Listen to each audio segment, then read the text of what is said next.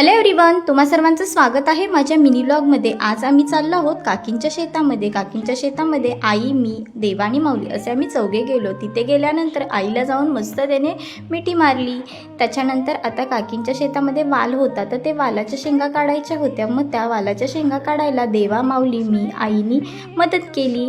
असे असतं हे वालाचं झाड, त्याला अशा ग्रीन आणि सुकलेल्या शेंगा आहेत। मग आम्ही सर्वांनी मिळून त्या वालाच्या शेंगा काढल्या। त्याच्यानंतर ते वाळलेल्या वालाच्या शेंगाचे रोपटे होते, ते सुद्धा उपटायचे होते। ते मी, काकींनी आणि आईनी मिळून उपटले। त्याच्यानंतर आता आम्ही घरी जायला निघालो। तर मस्त अशा ह्या वालाच्या शेंगा काढल्या होत्या ना, त्या थोड्या मला काकींनी सुद्धा दिल्या। मग आम्ही घरी जायला निघालो।